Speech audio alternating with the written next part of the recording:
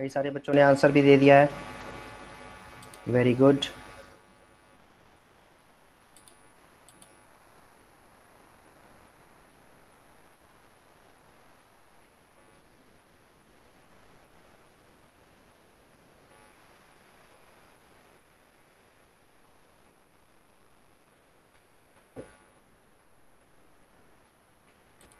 देखो जिनको नहीं आ रहा है समझ में, वो देखो, वो बच्चे देखो क्वेश्चन को कैसे करेंगे। इसमें लिखा हुआ है x Y and M N intersect at O, इस पॉइंट पे इंटरसेक्ट हो रहा है ओ पॉइंट पे। ये रहा आपका एम एन लाइन, देख पा रहे होगे आप लोग, ये एम एन लाइन और ये एक्स वाई लाइन। इसमें पी ओ वाई दिया हुआ है 90 डिग्री। पी ओ वाई अगर 90 डिग्री है तो, और ए इज टू बी 2:3 है, ए इज टू बी दिया हुआ है 2:3। तो एक काम कर सकते हैं इसमें, let a is equal to 2x and b is equal to 3x। Then फिर उनको प्लस करके इज इक्वल टू में 2x plus 95x equal to 90, तो एक्चुअली 16 आ 90 हो जाएगी। जाएगा। ठीक है, 90 होगा, क्यों? क्योंकि ये लीनियर पेयर है ना। बिकॉज हम कह Yes, सकते हैं sir. यहाँ यस से, सर। यहाँ से ये जो है ना, ये angle x o p, angle x o p and angle y o p sir are हम लीनियर। तीनों को प्लस करके 180 डिग्री के इक्वल भी तो कर सकते हैं। एंगल्स हाँ on a straight line are equal to 180 degree. बिल्कुल। यस सर, मैंने भी ऐसे ही किया। तो 5x आ गया तुम्हारा 90, तो x की वैल्यू हो जाएगी 90 डिग्री बाई 5। 60 कितना होगा बच्चों? 18 डिग्री। 18 डिग्री हो गया। ठीक है, तो अब सीधी सी बात यह है कि सर रेशियो में लिखा है ना सर, ए की एंगल वैल्यू से इनटू कर दो। एंगल एंगल बी कितना हो गया बेटा? Angle b, angle b, sorry 54 b, b angle b कितना हो जाएगा? 54 डिग्री। ठीक है, बी 54 हो गया। हाँ, क्यों बी 54 हुआ? क्योंकि बी जो है वो 3x है, 3x है इसलिए। अच्छा एक बात और कि यहाँ से देखो कि b प्लस सी जो है ना, ये 180 होगा। Linear pair, linear pair, linear pairs हैं, तो इसलिए ये b प्लस सी 180 होगा। अब b की जगह पे 54 डिग्री रख देंगे और c की जगह पे c रहने देते, उधर माइनस कर देंगे 126। तो बच्चों ये आपके पास आंसर आ जाएगा। 180 डिग्री माइनस 54 कितना होता है? 26 डिग्री। 126। हाँ 126 डिग्री। ठीक है, 126 डिग्री आंसर आ जाएगा। तो यही आपका आंसर है, एंगल सी ही फाइंड करना था। आई होप समझ में आ गया होगा। Yes sir, clear. ठीक है, नेक्स्ट क्वेश्चन करते हैं। सर मैं बताऊं नेक्स्ट का आंसर? सर मैं बताऊं? कर भी लिया है? यस हाँ सर।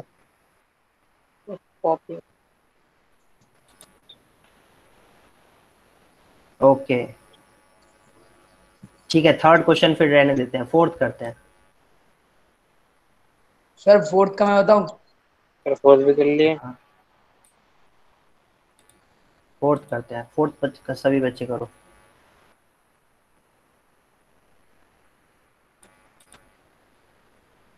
हाँ, कई बच्चों ने किया हुआ है ऑलरेडी, तो ठीक है, कोई बात नहीं। Yes sir. हाँ, पहले से किया हुआ है कई बच्चों ने, लेकिन कोई बात नहीं, एक बार दोबारा रिवीजन हो जाएगा। जिन बच्चों ने नहीं किया हुआ है वो इस क्वेश्चन को ट्राई करो। सर मैं बोलो बताऊं? बोलो सर बोलो। पहले x प्लस वाई को सर x से रिप्लेस कर देंगे, तो sir 2x plus y equals to 360 आ जाएगा सर, क्योंकि वो क्योंकि सर 3 डिग्री है ना सर, और इधर भी लीनियर पेयर बन रहा है, उधर भी लीनियर पेयर बन रहा है, और ऊपर से सर वर्टिकल डिग्री हो जाएगा। सर वर्टिकल अपोजिट एंगल है, इस वजह से हम W और Z को भी एक्स वाई कर देंगे, और जब हम सबको प्लस करेंगे तो वो 360 डिग्री के इक्वल आएगा, इसलिए 2x plus 2y equals to 360 degree.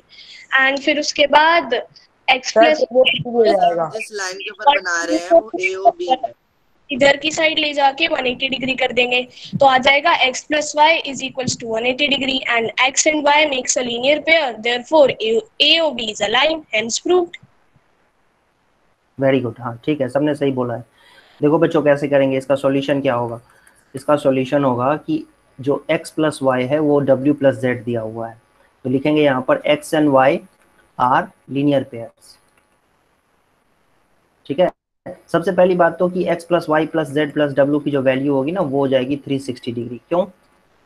क्योंकि दोनों लीनियर कंप्लीट एंगल, ये दोनों लीनियर कंप्लीट पेयर है, कंप्लीट कंप्लीट सर्कल। एंगल्स हैं। ठीक है, ठीक है, कंप्लीट एंगल है 360 Yes, डिग्री sir. हो जाएगा। लेकिन ये x प्लस वाई की जगह पे अब हम चाहे तो z प्लस डब्ल्यू भी रख सकते हैं। ठीक है, तो x प्लस वाई, अभी हमें इसमें प्रूव क्या करना है, लीनियर पेयर प्रूव, इसमें हमें प्रूव करना है कि ए ओ बी एक लाइन है। मतलब ये जो दिख रहा है ना आपको, ये जो दिख रही है ये एक लाइन आपको प्रूव करना है। तो बच्चों ए ओ बी को लाइन प्रूव करने के लिए तुम x और y को तो लीनियर पेयर नहीं ले सकते हो। ठीक है, x और y को लीनियर पेयर हम यहाँ पर नहीं ले सकते हैं, बिकॉज x और y को लीनियर पेयर तो तब लेंगे ना जब ए ओ बी लाइन हो। यहाँ तो हमें प्रूव ही ये बात करनी है कि ए ओ बी एक लाइन है, इसीलिए हम x और y को लीनियर पेयर नहीं ले सकते हैं। बट हम ये जरूर ले सकते हैं कि z प्लस डब्ल्यू की जगह पे, ये जो इक्वेशन दिख रही है आपको, इसमें ये z Sir, plus replace W की कर जगह सकते पे, हैं। z प्लस डब्ल्यू के जगह पे x प्लस वाई लिख सकते हैं। ठीक है, Yes, sir. ठीक है, x प्लस वाई लिख सकते हैं। क्यों भाई z प्लस डब्ल्यू की जगह पे x प्लस वाई क्यों लिख सकते हैं? क्योंकि क्वेश्चन में गिवन है। देखो आप, ये क्वेश्चन में दिया हुआ है x प्लस वाई और w प्लस, तो 2 टाइम्स x प्लस वाई किसके इक्वल हो जाएगा? 360 डिग्री के इक्वल हो जाएगा। क्यों? दोनों दो बार आ गए, और फिर आपको x प्लस वाई की वैल्यू क्या निकल के आ जाएगी? 180 डिग्री। क्यों? 360 डिवाइडेड बाई 2, 360 डिवाइडेड बाई 2, 180 आ जाएगी। ठीक है, अब x प्लस वाई क्योंकि 180 डिग्री आ रहा है, ठीक है, x प्लस वाई अगर 180 डिग्री आ रहा है तो हम यहाँ से क्या सकते हैं, यहाँ से हम कह सकते हैं कि A O B is mic बच्चे बंद कर लो, कई सारे बच्चों ने अपना माइक ऑन कर रखा है ना, इसीलिए ये इको होता है। A O B is a line, तो ये इस तरीके से प्रूव हो जाएगा। ये लीनियर पेयर का कन्वर्स थ्योरम है कि एक लाइन के ऊपर, थ्योरम ये था एक्चुअली में कि एक लाइन के ऊपर मान लो कि एक ये रे है, तो इन दोनों एंगल्स का सम 180 डिग्री होगा अगर ये लाइन है तो। अगर ए ओ, मान लो कि ए ओ बी अगर एक लाइन है, ए ओ बी अगर एक लाइन है, तो इन दोनों एंगल्स का सम कितना होगा? 180 डिग्री होगा। बच्चों माइक बंद कर लो, माइक बंद कर लो। 180 होगा, x और y का सम जो है यहाँ पर 180 होगा अगर ए ओ बी लाइन है तो। ठीक है, if a O B is line then x plus y 180 होगा, और x प्लस वाई ही 180 दिया हुआ है, देन हम कंक्लूजन ये निकाल सकते हैं कि A O B is line, line. ठीक है, ए ओ बी लाइन है, मतलब सर एक बार ये दोबारा AOB बता दो, हमने x plus y plus z plus डब्ल्यू 360 के इक्वल क्यों लिया? कंप्लीट एंगल है, लिखा हुआ है ना, देखो ये कंप्लीट एंगल मतलब सर्कुलर एंगल, पूरा कंप्लीट एंगल। ठीक है, राउंड लेकिन एंगल। दोनों लाइन एक साथ थोड़ी काट रहे हैं सर, एक लाइन तो आधी कटी हुई है दो नहीं पार्ट्स में। नहीं, उससे हमें क्या मतलब है? उससे हमें मतलब ही नहीं है। ये राउंड एंगल जो है 360 डिग्री होता है। ठीक है, ऐसे हो, ठीक है, ऐसे हो, इस तरीके से, सॉरी ये तो लाइन जैसा दिख रहा है, इस तरीके से है, तो ये कंप्लीट एंगल होता है ना, ये सारे एंगल्स का सम 360 ही होता है। Okay sir. तो इस तरीके से इस क्वेश्चन को करना था बच्चों। नेक्स्ट है 5th number.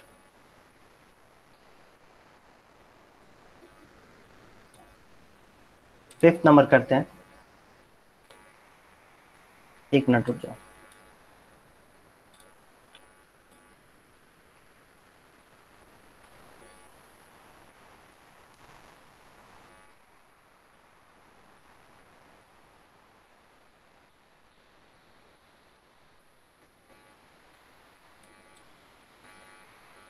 Fifth question try करो, और फिफ्थ के लिए ये फिगर दिया हुआ है, फिफ्थ का ही फिगर है ये।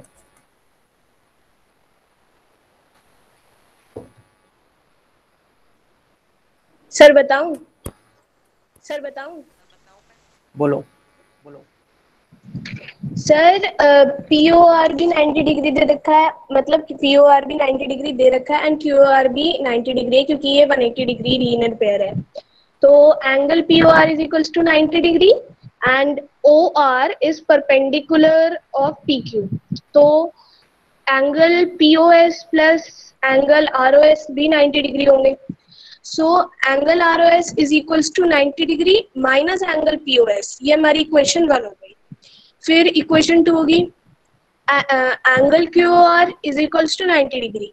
OR is again perpendicular to PQ, so angle QOS minus angle ROS equals to 90 degree. So angle ROS is equals to angle QOS minus 90 degree.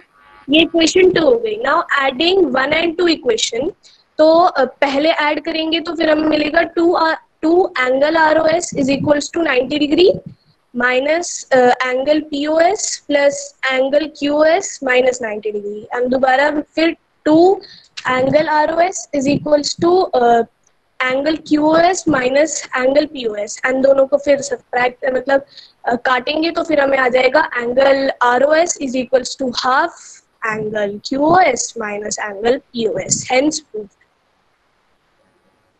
Okay, ठीक है। और भी कई बच्चों ने सॉल्व किया होगा ऐसे ही इक्वेशन बना के सॉल्व किया होगा। तरीके से भी सॉल्व कर सकते हैं। कैसे बताओ सर? बता रहा हूँ सर, हमें ये दिया हुआ है कि OR is perpendicular to PQ और OS एक है लाइन जो ले करता है, और हमें जो प्रूव करना है angle ROS is equals to half angle QOS minus angle POS। तो हम जो हमें प्रूव करना है उसी के RHS को लेते हैं, half into angle QOS minus angle POS।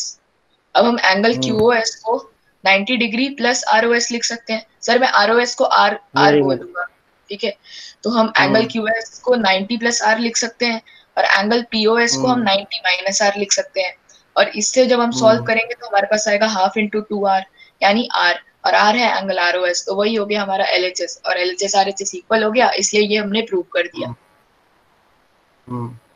बिल्कुल सही बात है, ठीक है, बिल्कुल सही बात है तुम्हारी बात। तुमने जो कहा RHS को सॉल्व करके वो भी बिल्कुल सही है, पहले जो बच्चे ने कहा वो भी सही है। ठीक है, चलो एक काम करते हैं, देखो ध्यान से देखना, ये जो ROS एंगल है, थोड़ा सा मैं डिफिकल्ट तरीका फॉलो करता हूँ। ROS है, मैं ROS एंगल को क्या लिख सकता हूँ? QOS एंगल, देखो ध्यान से देखो, QOS एंगल माइनस 90 डिग्री। सभी बच्चे एग्री कर रहे हैं इस बात से? Yes sir. ये जो छोटा वाला एंगल है, ये छोटा वाला एंगल पूरे एंगल में से QOS में से 90 को माइनस कर देंगे तो आ जाएगा, है ना? ओके, ये तो आई थिंक सबको समझ में आ गया होगा। तो इसको फर्स्ट इक्वेशन नाम दे देते हैं। एक मिनट, ROS को एक बात और लिख सकते हैं, कैसे पता है? ROS को लिख सकते हैं 90 प्लस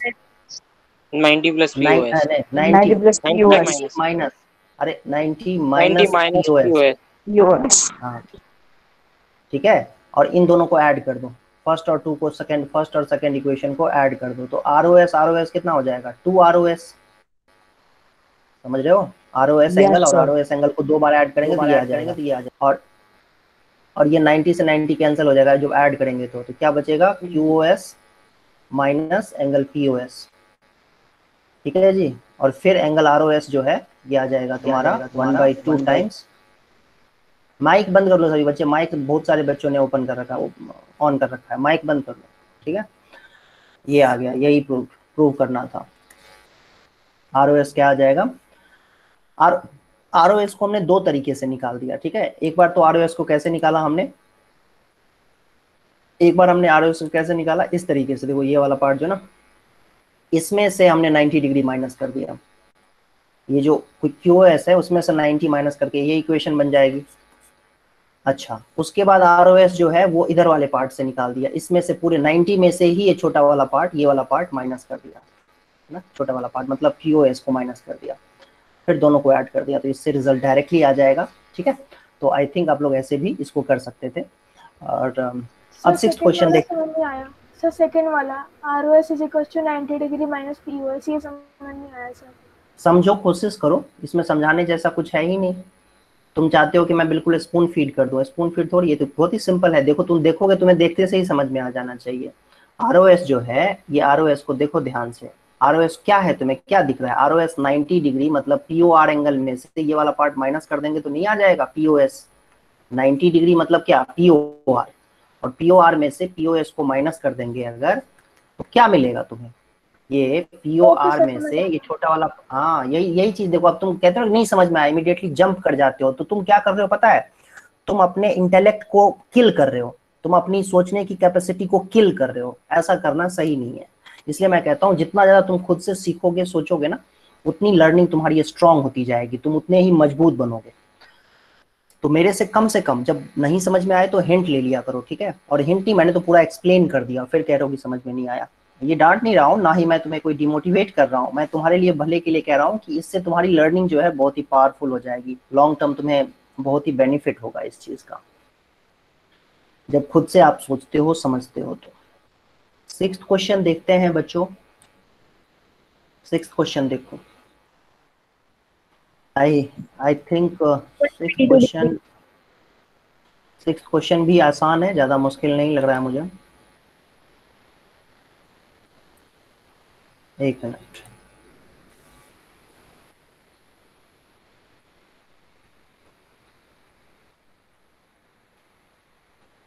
इसका फिगर नहीं दिया हुआ है बुक में। हाँ, इसका फिगर नहीं दिया हुआ है क्या? Draw a figure from the given information. Very good. तो इसमें आपको दिया हुआ है XYZ एक एंगल है, 64 डिग्री है इसका एंगल।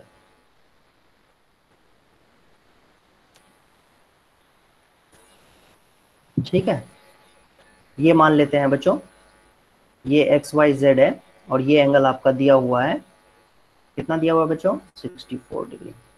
इसके बाद लिखा हुआ है XY को प्रोड्यूस करना। प्रोड्यूस करने का मतलब बढ़ाना, ठीक है, इधर की तरफ एक्सटेंड कर देना। P तक बढ़ाया गया है, तो ध्यान रहे कि ये लाइन है, मतलब ये लाइन गई हुई है P तक XY से। XY को प्रोड्यूस किया गया P पॉइंट तक। Draw a figure from the given information, ठीक है, कर दिया ड्रॉ। इफ रे YQ बाइसेक्ट्स एंगल ZYP, मतलब ये जो है ना YQ, ये YQ रे जो है ये इस एंगल को बाइसेक्ट करता है। मतलब जितना बेटा ये एंगल है उतना ही ये एंगल है। मतलब इस एंगल को मैं अगर x कहता हूं तो ये भी क्या होगा बच्चों? x ही होगा। ठीक है, यही क्वेश्चन में दिया हुआ है। तो आपसे कह रहा है कि XYQ और रिफ्लेक्स फाइंड करो। XY, तो सबसे पहला काम तो ये करेंगे, फिगर ड्रॉ कर दिया, उसके बाद हम ऐसा एज्यूम कर लेते हैं कि let angle ZYQ is equal to angle QYP is equal to x। Figure को समझना जरूरी था इसमें कि XYZ एक एंगल दिया हुआ है 64, तो बना दिया लो, ठीक है, XYZ एंगल बना दिया। फिर XY को प्रोड्यूस किया हुआ है, XY को प्रोड्यूस करेंगे, पीछे की तरफ प्रोड्यूस करेंगे, तो फिर YQ एक रे है जो कि एंगल को, इस एंगल को बाइसेक्ट कर रहा है, मतलब ये x है तो ये भी x हो जाएगा। आप देख पा रहे होगे यहाँ पर।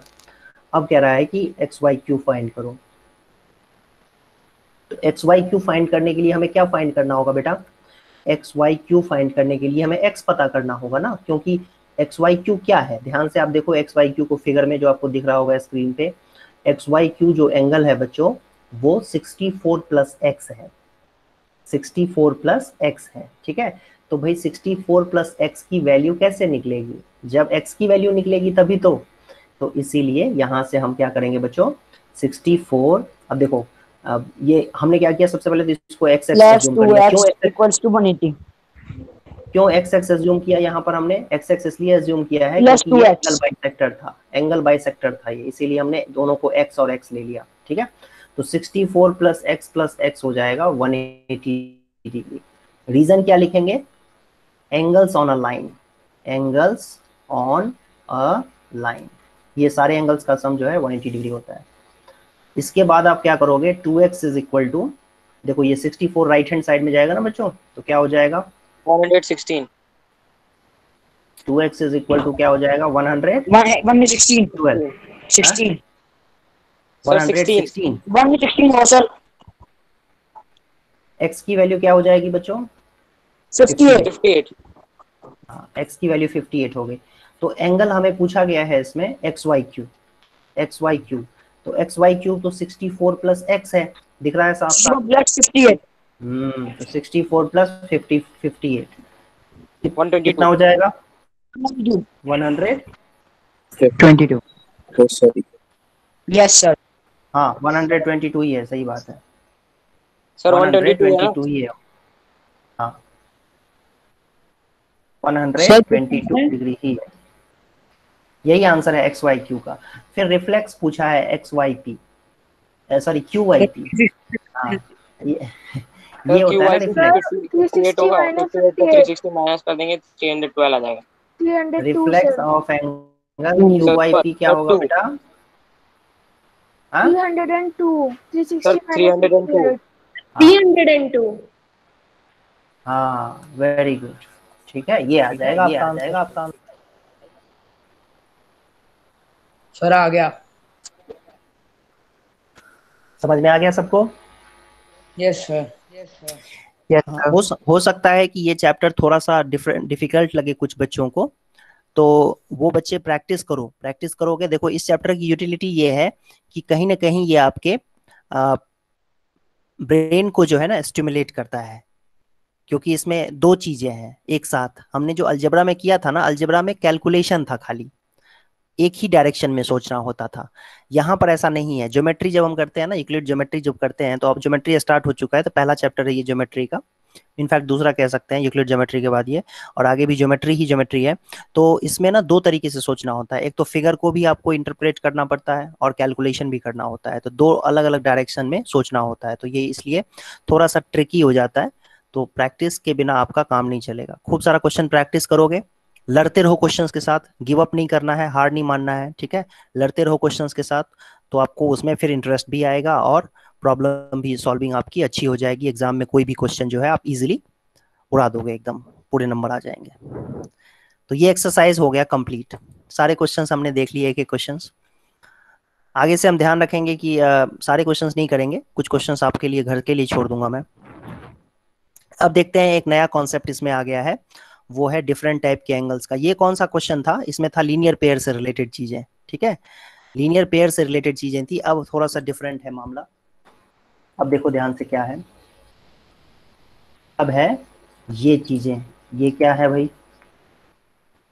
ये इसमें आ गया ट्रांसवर्सल का concept, parallel line, transversal, exterior angle, interior angle, ये सारी चीजें आ गई हैं एक साथ। तो इसको अब हम समझने की कोशिश करते हैं। तो मैं आपको ये बुक से ही कॉपी कर लिया है मैंने, और मैं आपको ये समझा देता हूँ, जो मेरे ख्याल से शायद जानते भी होगे आप लोग कि कैसे क्या होता है इसमें।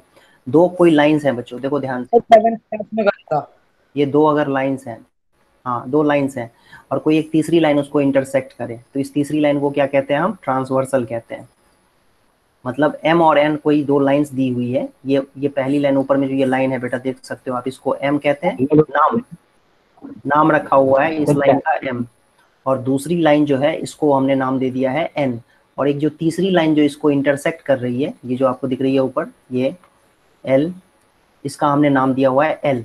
तो तीन लाइंस हैं यहाँ पर देखा जाए तो ये तीन लाइंस जब आपस में इंटरसेक्ट करेंगी तो बहुत सारे एंगल्स बन जाएंगे। एक एंगल ये बनेगा, एक एंगल ये बनेगा, देख पा रहे हो आप? ये दोनों एंगल्स देख रहे हो आप? ये दोनों एंगल्स कहलाते हैं करस्पॉन्डिंग एंगल्स। ये क्या कहलाते हैं? करस्पॉन्डिंग एंगल्स, ठीक है, ये आपका करस्पॉन्डिंग एंगल। अच्छा, ये तो इसमें तो कोई बात ही नहीं है कि ये 2 एंगल जो होगा वो 4 के साथ वर्टिकली अपोजिट एंगल होगा, और 6 जो है वो 8 के साथ वर्टिकली अपोजिट एंगल होगा, और 7 जो है वो 6 के साथ भी और 8 के साथ भी लीनियर पेयर बनाएगा। 6 और 7 और 8, मतलब 6 7 के साथ एंड 7 8 के साथ, या 8 7 के साथ जो है लीनियर पेयर बना रहा है। ये भी आप देख पा रहे होगे। ये एंगल 1 है, 1 और 2 भी लीनियर पेयर बना रहे हैं, 1 और 4 भी लीनियर पेयर बना रहे हैं, जैसा कि मैंने ड्रॉ कर दिया है। फिर मैंने ये ड्रॉ किया एंगल 3, तो एंगल 3 और एंगल 2 भी लीनियर पेयर बना रहा है। एंगल 3 एंगल 1 का अपोजिट एंगल है, एंगल 3 और 4 लीनियर पेयर्स हैं। तो आप देख सकते हैं कई सारी चीजें इसमें इन्वॉल्व हो रही हैं। तो ये एंगल 5 है, तो एंगल 5 और एंगल 6 भी लीनियर पेयर्स हैं। एंगल 5 और एंगल 8 भी लीनियर पेयर्स हैं। एंगल 5 एंगल 7 का अपोजिट एंगल है। तो ये सारी चीजें हैं जो आपको पहले से पता होगा। ऐसा है कोई बच्चा जिसको करस्पॉन्डिंग एंगल नहीं पता है क्या होता है कोई बच्चा? कमेंट बॉक्स में लिखो। है कोई बच्चा जिसको करस्पॉन्डिंग एंगल नहीं आता है, पता है करस्पॉन्डिंग एंगल क्या होता है? सर एक्सक्यूज मी सर, यहाँ पे m और n तो अभी जो हमें दिखाया गया है इसमें m और n तो पैरेलल है नहीं, तो इसमें करस्पॉन्डिंग कैसे हो सकता है? इसमें जैसे n है तो मेरी बात सुनो, करस्पॉन्डिंग होने के लिए पैरेलल होना जरूरी नहीं होता है। जब पैरेलल होता है ना तो करस्पॉन्डिंग एंगल्स इक्वल हो जाते हैं। जब दो लाइंस पैरेलल होते हैं तो करस्पॉन्डिंग एंगल्स इक्वल हो जाते हैं। अगर लाइंस पैरेलल नहीं है तो करस्पॉन्डिंग एंगल्स तब भी वो रहेंगे, जैसे यहाँ पर 2 और 6 करस्पॉन्डिंग एंगल तब भी रहेंगे, लेकिन वो इक्वल नहीं होंगे। लेकिन सर उनका ऐसा कुछ होता है कि उनका सम वो 180 डिग्री हो हर बार, ऐसा कुछ होता है क्या? नहीं, ऐसा कुछ नहीं होता है, बस खाली ये डेफिनेशन हमने किया है अभी कि एंगल 2 और एंगल 6 जो है लीनियर पेयर्स होंगे, सॉरी करस्पॉन्डिंग एंगल्स होंगे, एंगल 2 एंगल 6। आप देख सकते हैं सारी लिखी हुई है सारी बातें यहाँ पर, करस्पॉन्डिंग एंगल कौन कौन करस्पॉन्डिंग एंगल है, मैं ये बॉक्स बना रहा हूँ, आप देख सकते हो इसमें, ठीक है। आई होप विजिबल है ये करस्पॉन्डिंग एंगल्स कौन कौन से हैं, आपको दिख रहा होगा यहाँ पर 1 और 5 करस्पॉन्डिंग एंगल्स हैं, जो फिगर आपको दिख रहा होगा, है ना। एंगल 2 और एंगल 6 करस्पॉन्डिंग एंगल्स हैं, एंगल 4 और एंगल 8 भी करस्पॉन्डिंग एंगल्स हैं, angle 3 and angle 7 corresponding angles हैं, ये सारे करस्पॉन्डिंग एंगल्स हैं। वर्टिकली अपोजिट एंगल बराबर ही होते हैं ऑलवेज, 2 और 4 लाइन ऑब्वियसली वर्टिकली, ये वर्टिकली अपोजिट एंगल्स तो ऑलवेज इक्वल होंगे, उसमें तो कोई इशू ही नहीं है। 1 और 3 देख सकते हो आप, ये वर्टिकली अपोजिट एंगल्स हैं। अच्छा, एक चीज इसमें और भी कही गई है, वो है ऑल्टरनेट इंटीरियर एंगल्स। नेक्स्ट जो है इसके अंदर, इस पहले फिगर को मैं कॉपी कर लूं, एक मिनट रुक जाओ, वेट,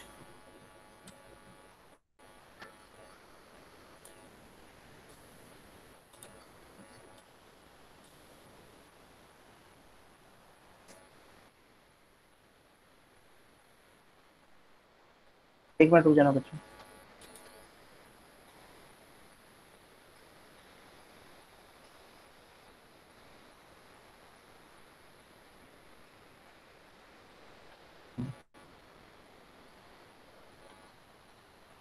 ओके, तो आप देख सकते हो यहाँ पर कि ये रहा आपका करस्पॉन्डिंग एंगल वाला सेक्शन ये रहा, और फिर alternate interior angles. Alternate interior angles कौन से होते हैं? 1 और 6। सर 1 6 सर 4 6 नहीं सर 4 6 नहीं होगा, वो तो सर वो 4 and 6 होगा ना सर 4 and 6 होगा ना? 4 and 6 4 and 3 and 5 4 6 3 5 4 6 3 5, ठीक है। 3 and 5 जो है ये ऑल्टरनेट इंटीरियर एंगल्स कहलाते हैं। मतलब ये अगर एक लाइन है, ये दूसरी लाइन है, और इसमें ये जो एंगल यहाँ पर दिख रहा है आपको, और ये एंगल, ये दोनों ऑल्टरनेट एंगल्स हैं, ठीक है। ऐसे ही ये वाला जो एंगल होगा, यहाँ पर जो एंगल बन रहा है, मतलब कैसे इसको अलग अलग इंक से दिखाते हैं, इसको अलग कलर से दिखाता हूँ मैं। जैसे ये रेड कलर वाला जो दिख रहा है आपको, एक मिनट रुक जाओ, तो ये जो रेड कलर वाला दिख रहा है, ये रेड कलर वाले के इक्वल होगा। ये दोनों भी ऑल्टरनेट एंगल्स हैं, ठीक है। ये रेड कलर वाले एंगल के इक्वल होगा, इक्वल नहीं होगा, आई एम सॉरी, इस केस में इक्वल नहीं होगा क्योंकि लाइंस पैरेलल नहीं है। ऑल्टरनेट एंगल्स होंगे, क्या होंगे? ऑल्टरनेट एंगल्स होंगे। सिमिलरली ये जो ग्रीन वाला था, ये ग्रीन वाला जो आपको दिख रहा है, ये है ऑल्टरनेट एंगल्स। तो वही है यहाँ पर 4 and 6 है ये एंगल, देख सकते हो आप यहाँ पर, ये रहा 4 एंगल और ये रहा 6 एंगल। तो 4 और 6 जो है ये ऑल्टरनेट इंटीरियर एंगल्स हैं। और एंगल 3 और एंगल 5 भी, एंगल 3 एंड एंगल 5 भी यहाँ पर आप देख सकते हो, एंगल 3 और यहाँ पर एंगल 5, ये भी क्या है? ऑल्टरनेट इंटीरियर एंगल्स है। इनको ऑल्टरनेट इंटीरियर एंगल्स कहते हैं, ये डेफिनेशन है। हाँ, अगर ये एम और एन लाइंस जो हैं बच्चों, एम और एन लाइन आपको दिख रही है, ये देखो एम और एन लाइंस, ये रहा एम लाइन और ये है एन लाइंस, एन लाइन, ये एम लाइन है और ये एन लाइन है। ये दोनों अगर पैरेलल हो जाती हैं तो उस केस में ऑल्टरनेट इंटीरियर एंगल्स इक्वल भी हो जाते हैं फिर, मतलब 3 5 के इक्वल हो जाएगा और एंगल 4 जो है वो एंगल 6 के इक्वल हो जाएगा। एंगल 3 एंगल 5 के इक्वल होगा, एंगल 4 एंगल 6 के इक्वल हो जाएगा। आई होप ये समझ में आया होगा।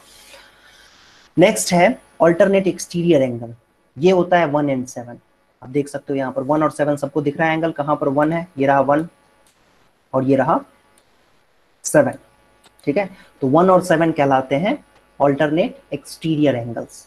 और फिर से वही बात, ये तो डेफिनेशन है कि ये 1 है तो ये 7 है, ये दोनों ऑल्टरनेट एक्सटीरियर एंगल्स हैं। लेकिन यही दोनों एंगल्स बराबर भी हो जाते हैं जब एम लाइन और एन लाइन पैरेलल हो जाए, मतलब line m and line n are parallel, तो उस केस में। ऐसे ही 2 एंगल और एंगल 8 एंगल जो है ये भी ऑल्टरनेट एक्सटीरियर एंगल्स कहलाते हैं। देख सकते हो आप, ये रहा एंगल 2, आप देख पा रहे होगे ऊपर में टॉप पे, और ये रहा बॉटम में 8, तो ये कहलाते हैं बच्चों ऑल्टरनेट एक्सटीरियर एंगल। थोड़ा सा इसमें टाइम लगेगा आपको याद होने में, याद करने में, और जब तक आप इसके ऊपर 10-15 क्वेश्चंस नहीं करोगे अच्छे से, तब तक आपको समझ में नहीं आएगा, ठीक है। कुछ बच्चों को हो सकता है पहले से पता हो तो वेरी गुड, नहीं तो जिनको बिल्कुल नहीं अभी समझ में आ रहा है तो उनके लिए कम से कम 15 क्वेश्चंस करोगे तब जाके आपको ये दिमाग में सेट हो जाएगा कि ऑल्टरनेट एक्सटीरियर क्या होता है, ऑल्टरनेट इंटीरियर क्या होता है। अच्छा, एक डेफिनेशन और है, interior angles on the same side of transversal. Interior angles on the same side of transversal, ये क्या होता है? Interior angle of interior angles on the same side of transversal 4 और 5 है। जैसे देखो ये 4 एंगल और 5 एंगल आप सबको दिख रहा होगा, 4 एंगल और 5 एंगल, ठीक है। ये 4 एंगल और 5 एंगल जो है बच्चों, ये कहलाते हैं ये जो एंगल, सॉरी एंगल 4 है, एंगल 4 है ये, और एंगल 5 है, ये कहलाते हैं interior angle on the same side of transversal. और होता क्या है कि अगर M और N ये दो लाइंस अगर पैरेलल लाइंस होंगे तो 4 + 5 जो है वो 180 डिग्री हो जाता है। Interior angle on the same side of transversal is equal to 180 degree. Reason क्या लिखते हैं उसका? Sum of interior angles on same side of transversal, same side of transversal is 180 degree, ठीक है। ये रीजन के लिए होता है, हाँ, पैरेलल लाइन के लिए, पैरेलल लाइन के लिए, हाँ सर वही। तब हाँ, तो सर M और उसको N पैरेलल होंगे co-interior- तभी ये होगा। तब तो सर उसको को-इंटीरियर भी बोलते हैं ना। को हाँ, इंटीरियर उसी को तब को-इंटीरियर, तभी उसको को-इंटीरियर भी कहते हैं, ठीक है। Interior angles on the same side of transversal को ही को-इंटीरियर एंगल्स भी कहते हैं। और पैरेलल लाइन के केस में फिर क्या हो जाता है, वो उनका सम 180 डिग्री हो जाता है। ऐसे ही एंगल 3 और एंगल 6 भी है, ये देख पा रहे होगे आप, एंगल 3 एंड एंगल 6 है ना, समझ में आया? एंगल 3 और एंगल 6 भी जो है, angle 3 and angle 6 are also interior angle on the same side of transversal, ठीक है बच्चों। सर एक Next सर question. हम जो बाहर वाले एंगल, जो एक्सटीरियर एंगल है वो लेते हैं। कौन सा एंगल? सर, नाम बोलो। Sir, angle exterior angle, angle 1 and 8 कुछ होता है उसके बारे में भी? 1 और 8, 1 और Yes, 8 sir. के बारे में क्या कह सकते हैं? 1 और 8 के बारे में हम ये कह सकते हैं कि ये सप्लीमेंट्री होंगे, सप्लीमेंट्री होंगे। सर एक्सटीरियर एंगल कह सकते हैं, exterior angle on the same side of transversal. हाँ, exterior angle on the same side of transversal, ये भी कह सकते हैं। वेरी गुड सर ये भी 180 होगा एक्सटीरियर पैरेलल लाइंस में। Okay sir. Sir question solve करते टाइम हम ये रीजन लिख सकते हैं क्या? सर? एक्सटीरियर एंगल्स वाला exterior angle on the same side of transversal लिख सकते हैं अगर आया ऐसा क्वेश्चन। बिल्कुल। Okay sir. लेकिन सर वो तो सिर्फ पैरेलल वाले केस में ही होता है ना। अगर पैरेलल नहीं हुए तो उनको कहाँ से कह सकते हैं को-इंटीरियर? पैरेलल में ही पूछ रहे हैं। बताया भी तो नहीं रहता कि वो पैरेलल है नहीं है, प्रूव करना होता है। पैरेलल के केस में ही कहा गया है, वो पैरेलल के केस में ही कहा गया है। वो सारी डिस्कशन जो हो रही थी ना, तो वो तभी कहा गया था जब लाइंस पैरेलल होंगे, तब की बात हो रही थी वो, कि एंगल 4 और एंगल 5 जो था ये कोई इंटीरियर एंगल्स हैं, तो ये इनका सम तभी 180 होगा जब ये लाइन और ये लाइन पैरेलल होगा। अगर ये पैरेलल नहीं है तो हम यही कह सकते हैं बस कि 4 and 5 आर को इंटीरियर एंगल्स, है ना, यही कह सकते हैं बस। सर बाहर वाले को को एक्सटीरियर कह सकते हैं? हाँ, कह सकते हैं। ओके सर सर, बोलो। सर ये कह सकते हैं एडजेसेंट इंटीरियर एंगल्स या फिर एडजेसेंट एक्सटीरियर एंगल्स। एडजेसेंट में तो ये 4 और 3 भी है, देख पा रहे हो यहाँ पर, एंगल 4 और एंगल 3 भी एडजेसेंट ही है और इंटीरियर भी है। देखो, interior angles on the same side of transversal, देखो क्या लिखा हुआ, जो तुम डॉट पूछ रहे हो ना, एनसीईआरटी की ब्यूटी यही है कि एनसीईआरटी ने कुछ भी छोड़ा नहीं है अपनी तरफ से, सब कुछ लिख दिया है। Interior angle on the same side of transversal are also referred as consecutive interior angles और एलाइड एंगल्स और को इंटीरियर एंगल्स। इतनी बातें सुनी थी कहीं पर? तीनों चीजें तुमने खाली को इंटीरियर आई थिंक सुनी होगी, कई बच्चों ने ये नहीं सुना होगा डेफिनेटली। इसको क्या क्या तुम लिख सकते हो, है ना? बस हाँ, interior angles are on the same side of transversal are also referred as consecutive interior angles भी लिख दोगे रीजन में ना। को इंटीरियर एंगल्स की जगह पे तुम रीजन में, मतलब जो ब्रैकेट में जो रीजन लिखते हैं ना क्वेश्चन सॉल्व करते टाइम में, उसमें तुम अगर कंसेक्यूटिव इंटीरियर एंगल्स भी लिख दोगे या एलाइड एंगल्स भी लिख दोगे या को इंटीरियर एंगल्स लिख दोगे, तीनों में से कुछ भी लिख दोगे, सही माना जाएगा, क्योंकि देखो एनसीईआरटी इस चीज को क्लियरली कह रहा है, ठीक है। तो इसके बाद हाँ, लेकिन further sir many time we simply use the word alternate angles for the alternate interior angles. हाँ, एक बात और बताई गई है कि अल्टरनेट एंगल्स के लिए, जैसे ये अल्टरनेट है ना, ये देखो ये 4 एंगल, एंगल 4 एंड एंगल 6, ये एंगल 4 और एंगल 6 क्या है, angle 4 and angle 6 are alternate interior angles, alternate angle. हाँ, अल्टरनेट इंटीरियर एंगल्स हैं ये।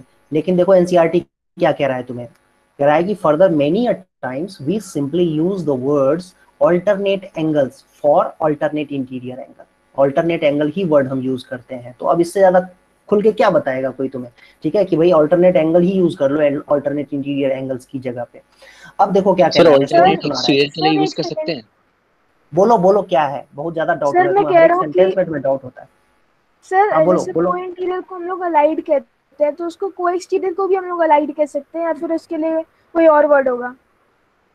को एक्सटीरियर देखो, एक तो को इसके बारे में एनसीईआरटी में ज्यादा डिटेल में नहीं दिया हुआ है, इसमें एनसीईआरटी में डिटेल में नहीं दिया हुआ है, तो ये तुम्हें क्या कह रहा है पता है, एनसीईआरटी में डिटेल में नहीं दिया हुआ है, तो इसका मतलब ये हुआ कि उसकी यूटिलिटी बहुत कम है।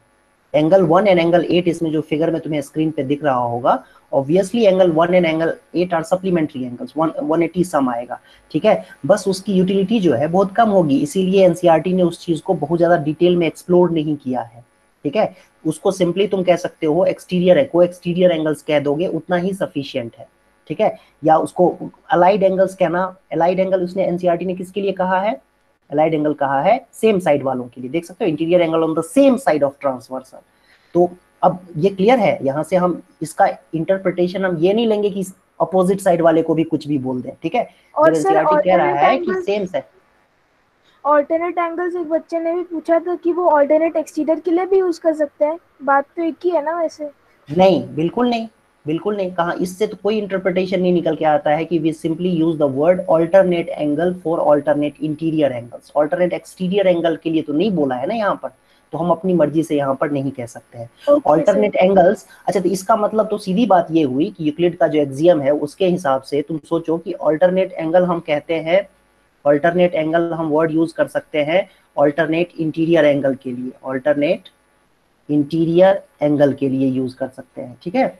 और तुम कह रहे हो कि अल्टरनेट जो एंगल है वो मैं अल्टरनेट एक्सटीरियर के लिए भी यूज कर दूं, तो इसका मतलब तो साफ साफ हुआ भाई कि A is equal to B, A is equal to C and A is equal to B, मतलब B is equal to C, मतलब alternate interior angle is equal to alternate exterior angle हो जाएगा, जो कि ट्रू नहीं है, ठीक है।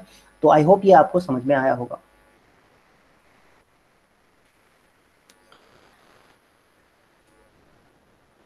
ओह, एक मिनट, एक मिनट,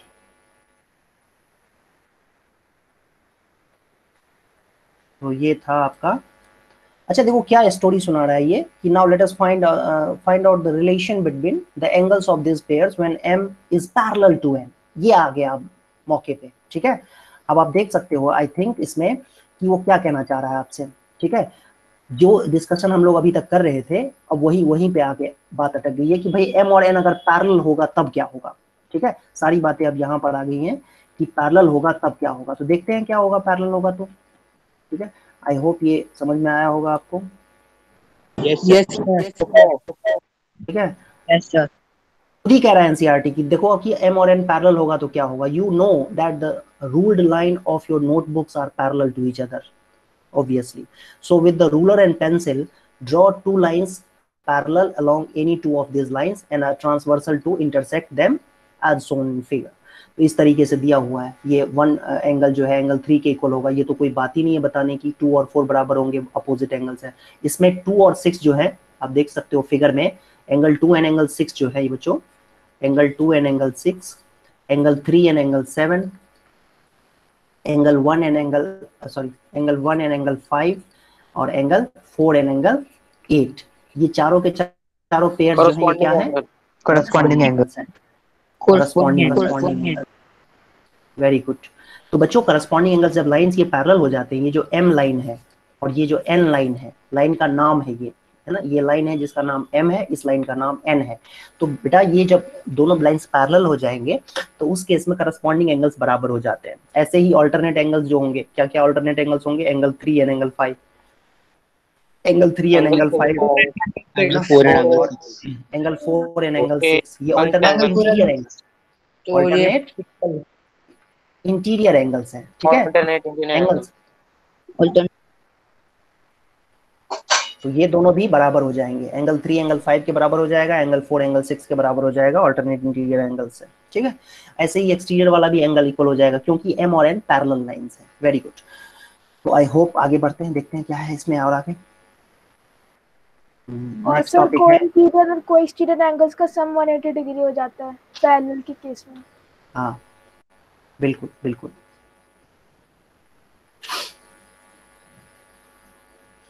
एक्सियम दिया हुआ है यहाँ पर, ठीक है, करस्पॉन्डिंग एंगल का एक्सियम है ये, आप चाहो तो लिख सकते हो।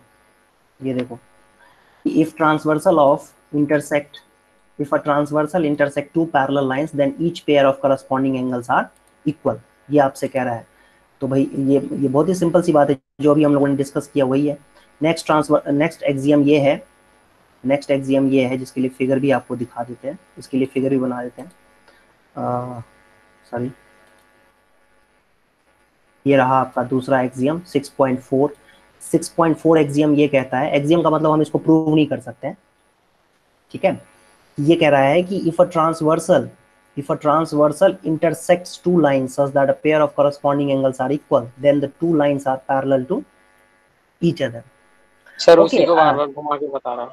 इसका रिवर्स है ये, मतलब इसमें क्या था कि लाइंस अगर पैरेलल हैं तो करस्पॉन्डिंग एंगल्स इक्वल होंगे, ये एंगल इसके बराबर हो जाएगा। अब कह रहा है कि अगर ये इस तरीके का कुछ अगर एंगल और ये एंगल इक्वल हो जाए तो ये लाइन जो है इसके पैरेलल हो जाएगा, ठीक है। ये बात बताई जा रही है इसमें, आपसे ये कहा जा रहा है। ये एक्सियम दोनों कनेक्टेड हैं आपस में एक दूसरे का, बस कह सकते हैं एक दूसरे को उल्टा करके लिखा हुआ है। नेक्स्ट है एक्सियम 6.5 होगा आई थिंक, बिल्कुल नहीं, थ्योरम है। अच्छा इसको एक्सियम बना दिया तो थ्योरम सर, थ्योरम ये रहा थ्योरम। थ्योरम ये कहता है आपसे कि if a transversal intersect two parallel lines, then each pair of alternate interior angles are equal, ठीक है।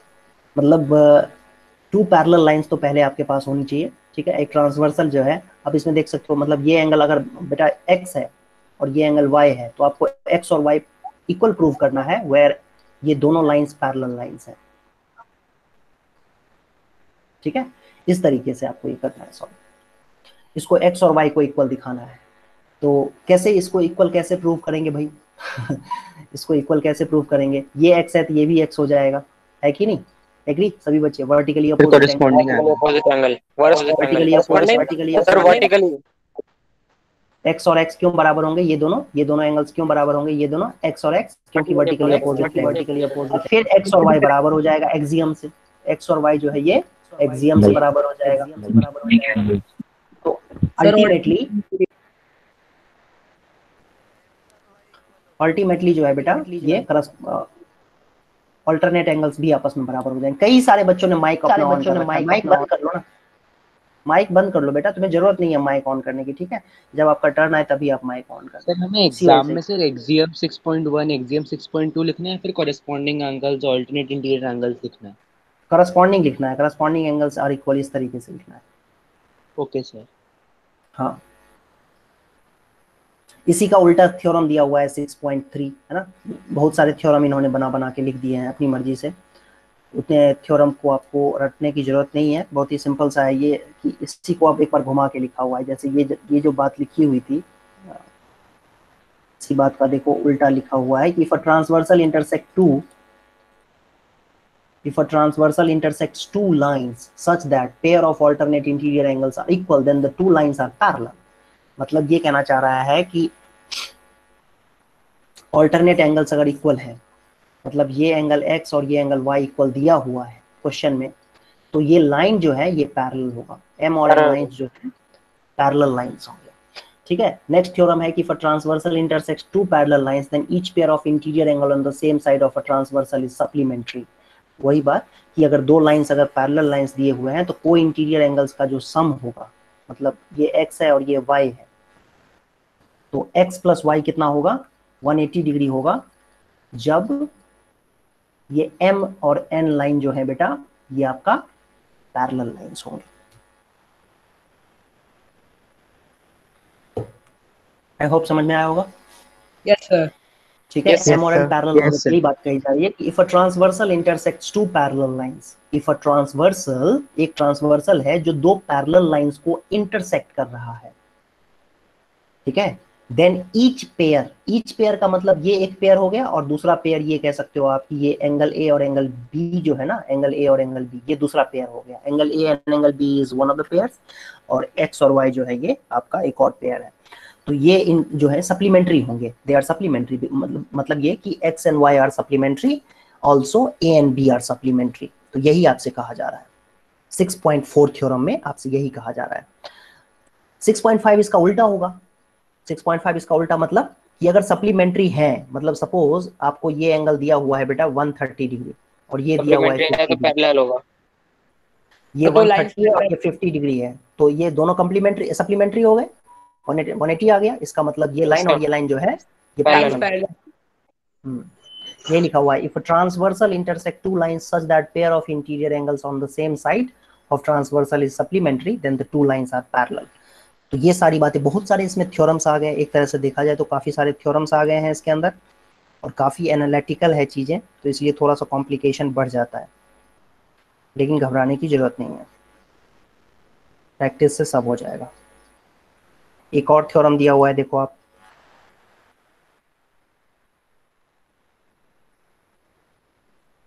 Lines parallel to same line.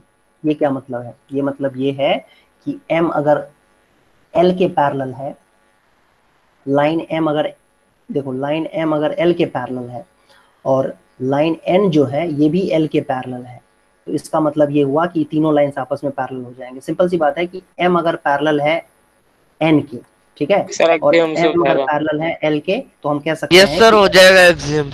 Axiom N जो है ये भी पैरेलल हो जाएगा L के। तो यही बात है, lines parallel to the same line, ठीक है। तो आई होप ये भी कोई बड़ी बात नहीं थी, बहुत ही सिंपल सी बात है कि अगर दो लाइंस आपस में पैरेलल है और ये दोनों के दोनों तीसरे से भी पैरेलल है, तो तीनों लाइंस आपस में पैरेलल हो जाएंगे। और फिर करस्पॉन्डिंग एंगल्स की बात करें तो वो भी आपस में इक्वल हो जाएंगे, एंगल 1 एंगल 2 के यस बराबर सर, और एंगल 3 के भी इक्वल हो जाएगा, 1 2 3 इक्वल हो सब बराबर हो जाएगा। फिर वही है, थ्योरम दिया हुआ है कि lines which are parallel to the same line are parallel to each other. Very good, इसमें कुछ बताने लायक है ही नहीं। तो हम लोग अब सीधा जो है मेरे ख्याल से हम लोग एक्सियम पे जंप करते हैं। नहीं, एक क्वेश्चन करते हैं पहले, एक सॉल्व एग्जांपल का क्वेश्चन बड़ा अच्छा सा दिख रहा है सर। एग्जांपल 4। एग्जांपल 4 है,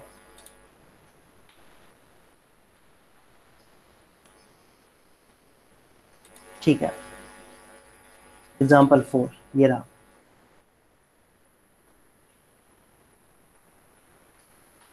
अब देखो इसको क्वेश्चन में क्या लिखा हुआ है 6.24 में, in the figure 6.24 if PQ is parallel to RS, दो लाइंस पैरेलल दी हुई हैं ऑलरेडी,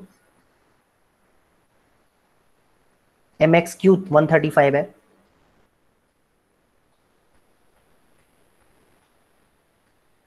MYR दिया हुआ है 40 डिग्री, XMY फाइंड करना है।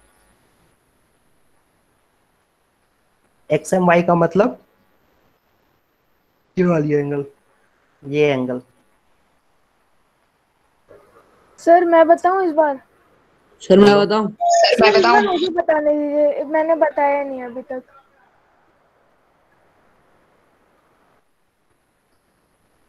बोलो सर इसमें ना हम लोग क्या करेंगे, PQ और RS यहाँ पे पैरेलल है, तो सर यहाँ पे M मिड पॉइंट मान के एक और पैरेलल लाइन बना देंगे जो कि PQ और RS दोनों की पैरेलल होगा, है ना सर। उसके बाद सर क्या होगा कि जैसे मान लीजिए उस लाइन का हम लोग नाम दे देते हैं SY, SZ बना रखा है, ये भी है ना, ये देखो फिगर बना हुआ है, ये भी है। ओके सर, ए भी डाल दिया। तो सर उसमें हमारा जो BMY है वो इक्वल होगा MYR के, ऑल्टरनेटिंग इंटीरियर एंगल हो जाएगा। तो वेरी गुड, जो हमारा BMY है वो हमारा 40 हो जाएगा। अब ऊपर देखे सर तो PQ is parallel to AB, है ना सर। तो बिल्कुल। हमारा X, तो सर हमारा X सॉरी QXM जो है और हमारा BMX, ये दोनों हमारा को इंटीरियर होगा सर। तो दोनों का वो सप्लीमेंट्री होंगे दोनों एंगल्स। तो हमारा BMX होगा 180 माइनस 135, तो सर 45 45 आएगा। तो सर हमारा ये जो एंगल है एंगल वो हो जाएगा 40 + 45 95 85 डिग्री 85 डिग्री। हाँ बिल्कुल बिल्कुल 85 डिग्री आएगा। वेरी गुड, यही करना था इसमें। सबसे पहले एक लाइन हमने पैरेलल ड्रॉ कर देना था यहाँ पर, जैसा कि देखो ड्रॉ किया हुआ है इन्होंने। AB लाइन ड्रॉ पैरेलल करना था। सबसे पहला काम तो ये करेंगे कि लिखेंगे draw AB parallel to PQ, और PQ के पैरेलल का मतलब RS के भी पैरेलल हो जाएगा, क्योंकि PQ और RS अपने आप में पहले से ही पैरेलल दिए हुए हैं। तो हमने ये पैरेलल ड्रॉ कर दिया। अब इसके बाद कहेंगे कि angle BMY is equal to 40 degree. Reason क्या है इसका, सॉरी ये 40 डिग्री की बजाय तुम पहले ये लिख दो RYM। रीजन इसका क्या लिखेंगे, ऑल्टरनेट एंगल्स। एंगल्स का शॉर्टकट ये है, ये जो सिंबल दिख रहा है ना तुम्हें, एंगल्स के लिए मैंने शॉर्टकट यूज किया है। अच्छा, तो BMY कितना हो जाएगा 40 डिग्री, क्योंकि RMY तो 40, ये RMY तो RYM तो 40 डिग्री है ना, देख सकते हो आप यहाँ पर। Also angle QXM and BMX, angle BMX are co-interior angles. Therefore angle QXM plus angle BMX is equal to 180 degree.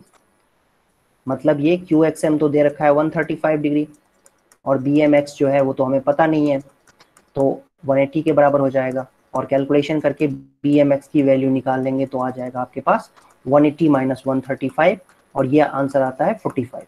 तो बेटा BMX जो है आ गया 45, और BMY जो है वो पहले से ही हमने निकाला हुआ है 40 डिग्री, देख सकते हो आप यहाँ पर। ठीक है, तो हमें निकालना क्या था, XMY निकालना है। चलो कोई बात नहीं, XMB निकालने चाहे, XMB गलत बोल दिया मैंने गलत बोल दिया, रुक जाओ। XMY निकालना है। XMY कितना हो जाएगा, XMY हो जाएगा angle XMB plus angle BMY। ठीक है, ये हो जाएगा। मतलब XMB तो पहले देखो कहां पर निकाला हुआ है, XMB ये रहा। अच्छा, BMX एंड XMB सेम ही होता है। एंगल कहीं पर तुम्हें दिख जाए, जैसे कहीं पर एंगल XMB लिख दिया और कहीं पर एंगल BMX लिख दिया, तो ये दोनों सेम ही होते हैं, ये पता होना चाहिए आपको, है ना। लिखने का तरीका अलग है, मतलब सेंटर सेम होना चाहिए बस। हाँ, सेंटर सेम होना चाहिए। मतलब ABC एंगल लिखें चाहे एंगल CBA लिखें, CBA बीच में भी है, यहाँ पर भी बीच में भी है, तो ये दोनों एंगल सेम ही माना जाएगा। Yes sir. सर बस सेंटर सेम होना चाहिए ना। बिल्कुल, तो इसीलिए XMB जो यहाँ पर आपको दिख रहा है ना, ये XMB, यहाँ पर XMB है और यहाँ पर BMX है, तो सेंटर में तो M ही है ना, तो 45 डिग्री ही एंगल होगा। खाली अल्फाबेट्स को उल्टा पुल्टा कर दिया है, तो ये 45 डिग्री एंगल ही होगा। कहाँ गया भाई, हाँ एक मिनट, 45 डिग्री ही होगा ये। और साथ ही साथ BMY तो ऊपर निकाला हुआ है, देखो ये 40 डिग्री BM। हाँ, तो ये आपका आंसर आ गया बच्चों 85 डिग्री। एंगल XMY आ गया आपका 85 डिग्री, यही आपका आंसर है। ठीक है, अब एक्सरसाइज करते हैं हम लोग।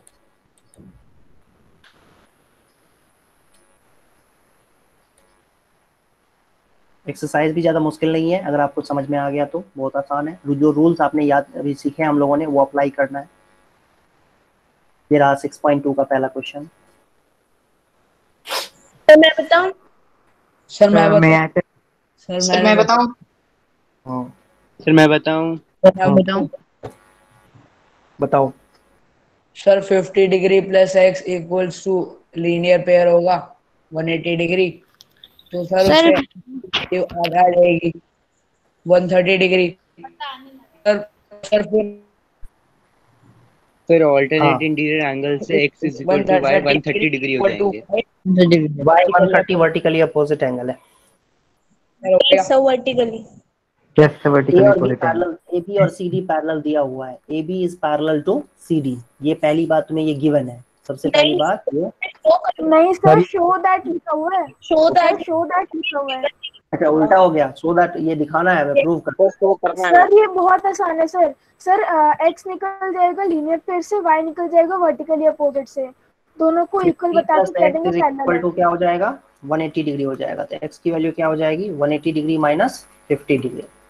तो बेटा x की वैल्यू क्या हो जाएगी 130 है ना। x की वैल्यू 130 हो जाएगी। स्ट्रेट कर सकते हैं हम लोग, यहाँ से सीधा सीधा कर सकते हैं, लेकिन हमें दिया हुआ है y का निकालने के लिए। हाँ y भी निकालना है। तो y is equal to 130 vertically opposite angle, BOA का मतलब वर्टिकली अपोजिट एंगल, ठीक है, ये आ जाएगा। और यहाँ पर क्या रीजन था, linear pair, LP linear pair मतलब LP। x is equals to y vertical at alternate interior angle से। अब x is equal to y है, therefore AB is parallel to CD as they are forming alternate interior angles। हाँ तो ये सारी बातें लिख दो, हो गया। therefore AB is parallel to CD, ये प्रूव हो गया, हेंस प्रूव्ड, ठीक है। x से y के बराबर आ गया। तो ये अलग तरीका दिखा रखा है प्रूव करने का थोड़ा। किसमें सर एग्जांपल 5 में भी ये सेम ही क्वेश्चन है ना, तो उसमें अलग दिखा रखा है थोड़ा सा। नहीं अलग कहाँ दिखाया हुआ है। अच्छा ओके ओके ओके ओके ठीक है। नहीं अलग नहीं है वो, तुम ध्यान से अगर पढ़ोगे ना उसको सही तरीके से देखना, टाइम देना, उसको समझना, तो वो सेम ही है ना, ज्यादा कुछ खास उसमें फर्क नहीं है।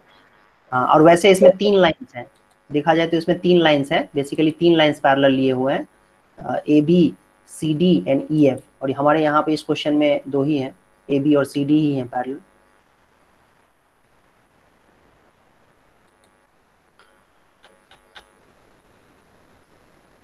आई होप समझ में आया होगा सबको। सर अगर हमें कंपल्शन नहीं दिया होता y यस सर समझ आ गया। सर अगर हमें y के लिए कंपल्शन नहीं दिया होता तो हम लोग सीधा सीधा दे सकते थे ना कि कॉरेस्पॉन्डिंग एंगल्स इक्वल है, तो हम लोग उसको पैरेलल कह देते हैं।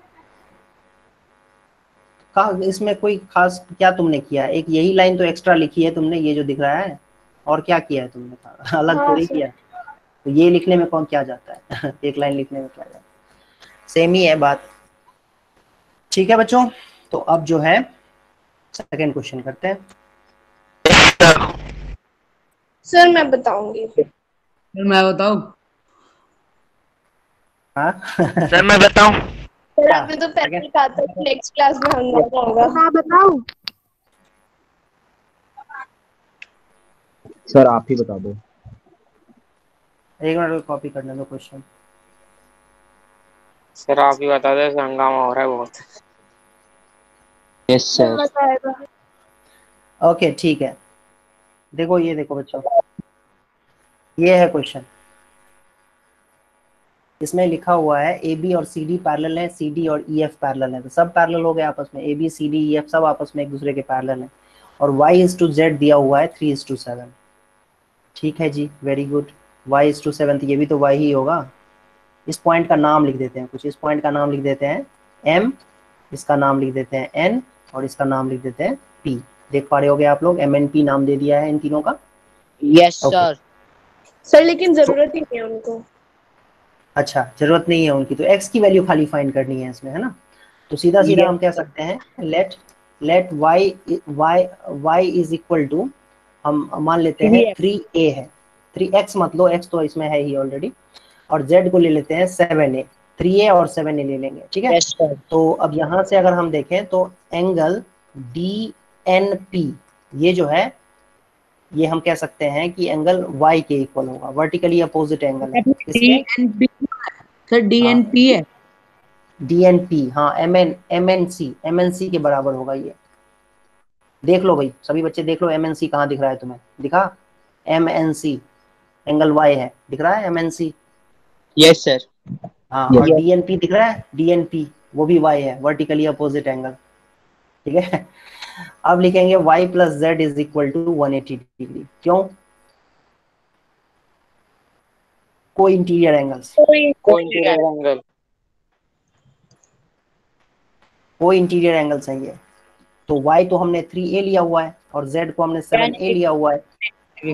सर ए आ जाएगा, एन ए हो जाएगा इज इक्वल टू 180 आ जाएगा सर। उस ट्रांसपोज करने के बाद सर 18 आ जाएगा आंसर सर। फिर रेशो के कारण निकाल देंगे हम सर। तो y क्या हो जाएगा बच्चों? y हो जाएगा आपका 54 डिग्री। ठीक है, नाउ फिर इसके बाद लिखेंगे x प्लस वाई को वेरी गुड। इसमें भी रीजन क्या लिखेंगे? को इंटीरियर एंगल। को इंटीरियर एंगल को इंटीरियर एंगल। ठीक है, इधर y की वैल्यू रख देंगे और उधर ट्रांसपोज करने के बाद 126 आ जाएगा सर। 180 माइनस 54 x 126 x की वैल्यू कितनी हो जाएगी? 180 माइनस 54 कितना होगा बेटा? मेरे पास 126। और सर z की वैल्यू भी उतनी है 120 z की वैल्यू कितनी है? x निकालना था। Yes sir. अरे x ही निकालना था इसमें। सर मेरे पास आपकी स्क्रीन ब्लैक आ रही है, अभी तक तो आ रही थी। वो कोई प्रॉब्लम हो गई होगी, तुम्हारी एंड पे ही कोई प्रॉब्लम हुई होगी, क्योंकि बाकी बच्चों को दिख रहा है साफ साफ। Yes sir. Yes sir. पूरा दिख रहा है सब पूरी तरह से क्लियर। अभी सही हो जाएगा। ओके, तो ये सेकंड पार्ट भी हो गया इसका। अब एक काम करते हैं, अब मैं सेलेक्टेड क्वेश्चंस देता हूं करने के लिए।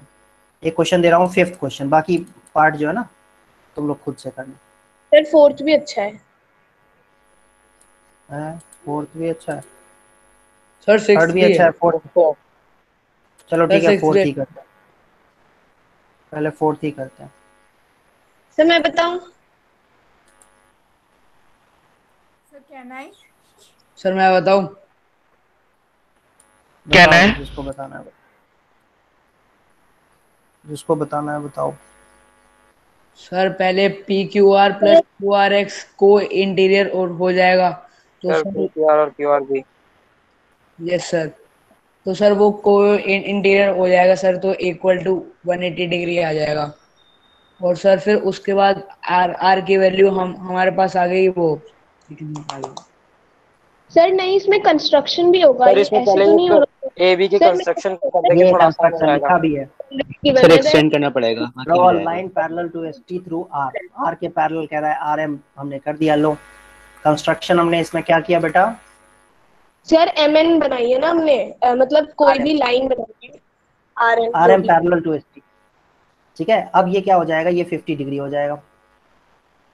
Angle SRM plus angle TSR is equal to 180 degree. क्यों भाई? को इंटीरियर एंगल्स। अब एसआरएम तो हमें वैसे पता ही है देखा जाए तो, लेकिन एसआरएम निकाल लेते हैं। चलो 180 डिग्री माइनस टीएसआर तो दिया हुआ है 130, तो कितना आ जाएगा बच्चों? 50 डिग्री हो जाएगा। ये 50 डिग्री आ गया है ना, 50 डिग्री हो गया। अब यहाँ से एक बात और देखो, एंगल क्यूआरएम, सभी बच्चे देख पा रहे हो क्यूआरएम जो है वो किसके इक्वल होगा? एंगल क्यूआर के बराबर। QR alternate angles. I hope समझ में आ रहा होगा। क्यूआरएम को ध्यान से देखो, क्यूआरएम जो है वो पीक्यूआर के बराबर होगा। देख पा रहे हो ये? अगर ये दिख नहीं रहा है तो मैं तुम्हें देखो एक्सटेंड करके दिखाता हूँ। ये विजुअलाइजेशन आ गया अभी है ना। देखो इसको थोड़ा सा एक्सटेंड कर दो तो अब तुम्हें दिखना स्टार्ट हो जाएगा। वैसे ड्रॉ करने की जरूरत नहीं है, लेकिन ड्रॉ कर देंगे तो ये दोनों एंगल्स जो हैं इधर की तरफ भी एक्सटेंड कर दो इस लाइन को। अब देखो ये जो 110 डिग्री है पीक्यूआर एंगल, ये पूरा ये क्यूआरएम के बराबर होगा कि नहीं होगा? ठीक है, ऑल्टरनेट एंगल यही तो होता है कि नहीं? yes, ऑल्टरनेट इंटीरियर एंगल्स, तो ये ऑल्टरनेट एंगल्स हो जाएगा। अब क्यूआरएम तो हमें पता नहीं है कंप्लीटली, लेकिन हमें पीक्यूआर जरूर पता है। पीक्यूआर कितना है? 110, तो क्यूआरएम कितना हो जाएगा? 110। ठीक है, हाँ अब सुनो ध्यान से। अब जो क्यूआरएम अगर 110 आ गया तो ये जो क्यूआरएम है बेसिकली, ये क्यूआरएम को क्या लिख सकते हैं? QRS plus angle SRM. ठीक है, ये लिख सकते हैं। दो एंगल्स का सम है ना बेटा, ध्यान से देखो। क्यूआरएम जो है आपका, क्यूआरएम एंगल जो है बेटा, आप ध्यान से देखो, दो छोटे छोटे एंगल्स का सम है। ये इसमें एक छोटा सा पार्ट ये है, आप देख पा रहे होगे है ना, रेड कलर से मैंने इसको बोल्ड कर दिया है। और एसआरएम ये दूसरा छोटा पार्ट ये है, इन दोनों का सम है। तो वही मैंने यहाँ पर लिख दिया है, QRS और SRM का सम है। अच्छा लेकिन एक मिनट, ये जो SRM है वो तो हमने अभी अभी निकाला है, 50 डिग्री है, ठीक है अभी अभी निकाला है हमने। SRM देख सकते हो आप, ये रहा 50 डिग्री, तो इसकी जगह पे रख दो QRS plus 50 degree is equal to 110 degree, और फिर जब 50 डिग्री राइट हैंड साइड में जाएगा तो QRS की वैल्यू आपके पास आ जाएगी, और वो कितना होगा बच्चों, 60 डिग्री। यही आपका यही निकालना था, QRS ही निकालना था, है ना, QRS निकालना था, 60 डिग्री आ गया। तो आई होप ये समझ में आप लोगों को आ गया होगा। सर अब 6 करें, 5 तो आसान है। 5 आसान है? यस सर, 6 आसान है। 5 तो बहुत आसान है, सीधा सीधा है सर 6। Yes sir. चलो सभी बच्चे 6 कॉपी में करो, पहले मैं देखने तो नहीं आऊंगा लेकिन तुम लोग सभी बच्चे कॉपी में करो, कॉपी में सभी बच्चे ट्राई करो, ठीक है। कैसे करेंगे, पहले एफर्ट लगाओ, 1 मिनट का टाइम है, 1 मिनट में फिर मैं डिस्कस करता हूँ, तुम लोग बताओगे मुझे कैसे करना।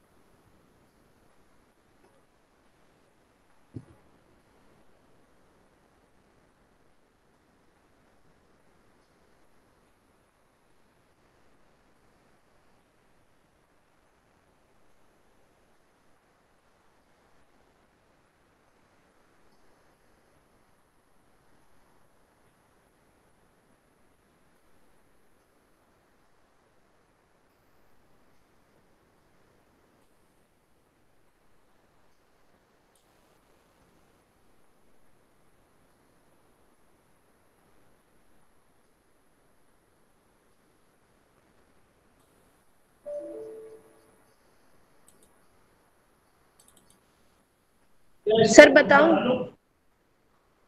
सर आ बताऊं? गया आंसर, बोलो। हाँ बोलो। यस सर, मैं बताऊं? बोलो बोलो। सर इसमें हमें गिवन है कि PQ और RS जो है वो 2 मिरर्स हैं, और एक AB जो है इंसिडेंट रे है, और वो उसके रिफ्लेक्शन का पाथ हमें विजिबल है। हमें प्रूव करना है कि AB is parallel to CD। तो सर एक तो इसमें पहली बात हमें ये पता है कि एंगल ऑफ पहले हम इसमें एक B से और एक C से नॉर्मल रे ड्रॉ कर देते हैं, और फिर हमें ये पता है कि angle of incidence is equals to angle of reflection, है ना सर। उसके बाद फिर जब हम एक नॉर्मल रे ड्रॉ कर देंगे, हाँ सर, B से ऐसे ड्रॉ कर देंगे और C से ड्रॉ कर देंगे।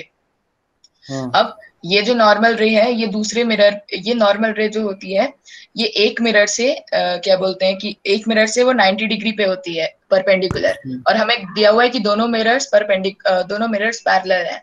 तो ये जो नॉर्मल रे है ये दूसरे मिरर पे भी 90 डिग्री पे जाके मतलब दूसरे मिरर पे भी परपेंडिकुलर होगी ये नॉर्मल रे। उसके बाद फिर जब हम ये ट्रायंगल में देखते हैं जो BC के लेफ्ट साइड में बना हुआ है, इसमें अगर हम एंगल ऑफ रिफ्लेक्शन को देखें और उसको A मान लें, तो एंगल एट C हो जाएगा 90 माइनस A, और उसके बाद फिर जो दूसरे वाले का एंगल ऑफ इंसिडेंस है वो हो जाएगा A, और हमें पता है एंगल ऑफ इंसिडेंस और एंगल ऑफ रिफ्लेक्शन दोनों इक्वल होता है, तो एंगल ABC हो जाएगा 2A और एंगल BCD हो जाएगा 2A। और उसके बाद फिर ये हो गया कि alternate interior angles are equal, so इससे हो जाएगा ये पैरेलल। सर मैं बताऊं सर, मैं बताऊं एक बार। सर इसमें ना इसकी भी जरूरत नहीं है, जो हमने बनाया ना यहाँ पे परपेंडिकुलर, उसकी भी जरूरत नहीं है। हाँ बोलो फिर कैसे करेंगे।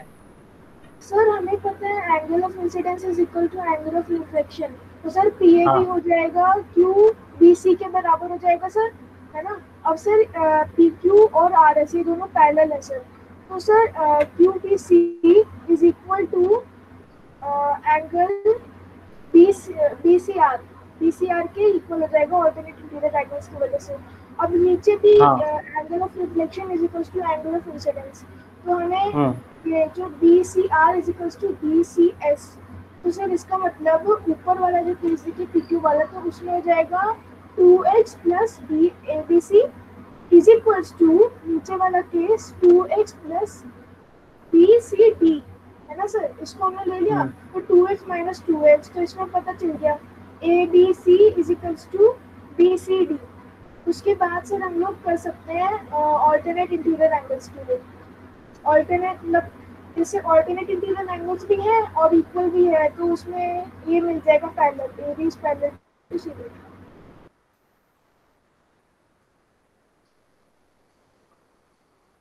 ये अगर इंसिडेंट एंगल है तो ये रिफ्लेक्शन एंगल होगा, और ये x है तो ये भी x हो जाएगा, यस है ना। सर। तो सर मेरा वही था कि 2x plus ABC 2x plus ABC is equal to 2x plus BCD है ना सर। हमने रखा तो 2x minus 2x ABC is equal to BCD। अब ये इक्वल भी है, ऑल्टरनेट इंटीरियर भी है, तो AB पैरेलल टू CD। देखो इसमें ऐसे हम लिख सकते हैं कि AB इज इंसिडेंट रे, ठीक है, AB is incident ray on mirror PQ, ठीक है, PQ मिरर के ऊपर AB इंसिडेंट रे है। तो हम यहां से ये कह सकते हैं कि AB अगर इंसिडेंट रे है तो angle of incidence angle of reflection के बराबर होगा। Then angle ABP is equal to angle CBQ, ठीक है, ये x मान लेते हैं इसको हम, ठीक है। क्यों भाई? Angle of incidence is equal to angle of incidence is equal to angle of reflection. I hope ये समझ में आया होगा। यही कहलाता है एंगल ऑफ इंसिडेंस, ये कहलाता है एंगल ऑफ रिफ्लेक्शन, ठीक है। एक मिरर है, ये मान लो मिरर है, इस मिरर के ऊपर कोई रे गई इस तरीके से और यहाँ से रिफ्लेक्ट हो गई, तो ये जो एंगल, ये एंगल है, इसको कहते हैं एंगल ऑफ इंसिडेंस। हाँ सर, एंगल ऑफ इंसिडेंस और एंगल ऑफ रिफ्लेक्शन जो सर एंगल ऑफ इंसिडेंस और एंगल ऑफ रिफ्लेक्शन जो देखा जाता है वो तो इंसिडेंट रे और नॉर्मल रे के बीच में देखा जाता है। यस सर, यस सर, आ जाएगा बीच में जो नॉर्मल रे परपेंडिकुलर होती है प्लेन के, उससे के इक्वल देखा जाता है। हाँ वो सेम ही आ जाएगा, उससे कोई फर्क नहीं पड़ेगा, ठीक है, उससे कोई फर्क नहीं पड़ेगा। ये एंगल तुम निकालोगे तो क्या निकलेगा फिर? ये 90 माइनस आई हो जाएगा ना। देखो समझ में आ रहा है? नहीं सर आएगा, वो बात अलग है सर, लेकिन एंगल ऑफ इंसिडेंस तो वही रहेगा ना।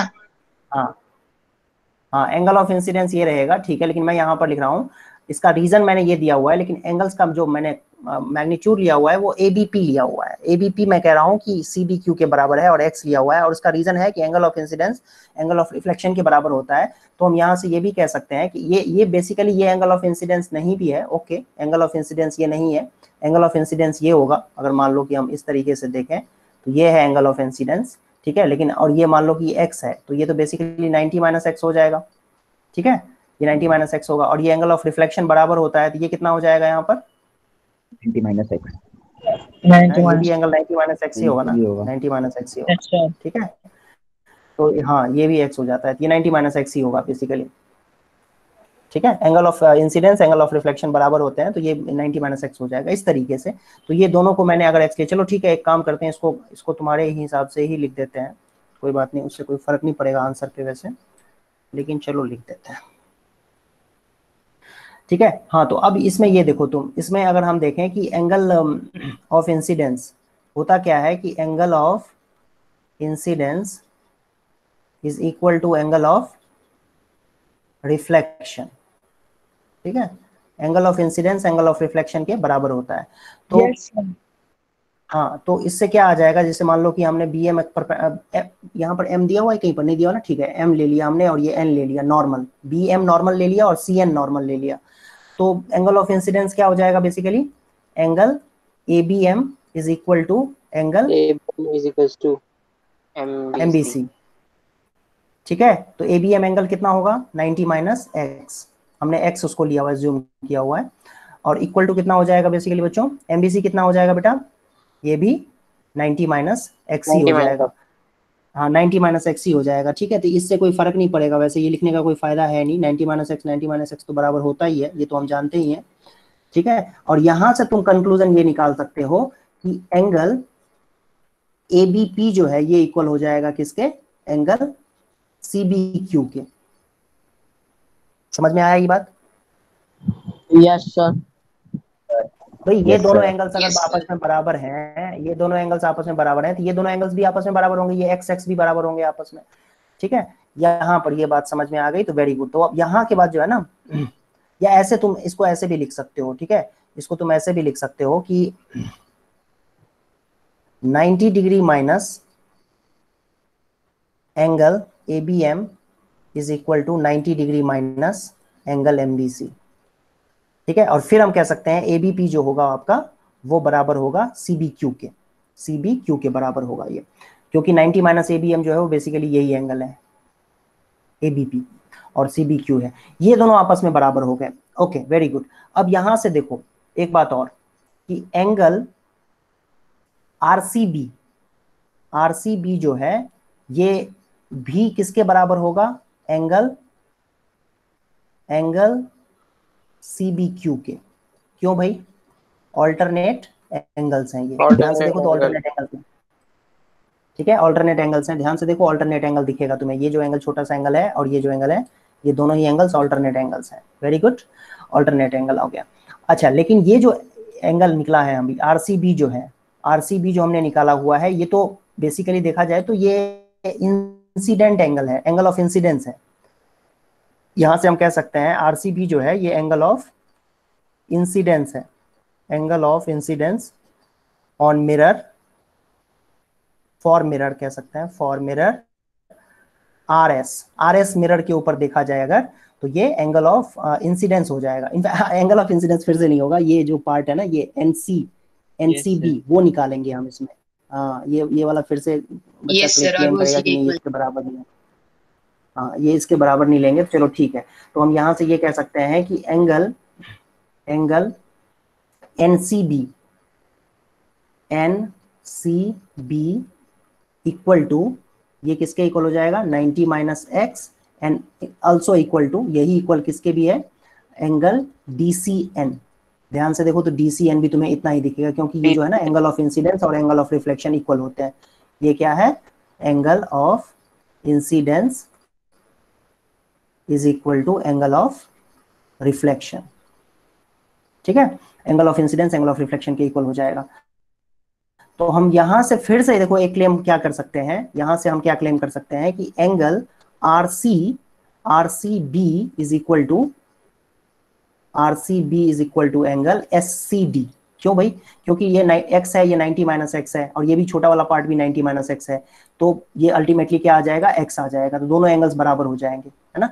तो CSD जो या SCD जो है, ये एंगल भी आपस में बराबर हो जाएंगे, ये दोनों एंगल्स आपस में बराबर x हो जाएगा। तो अब ये हो गया देखा जाए तो।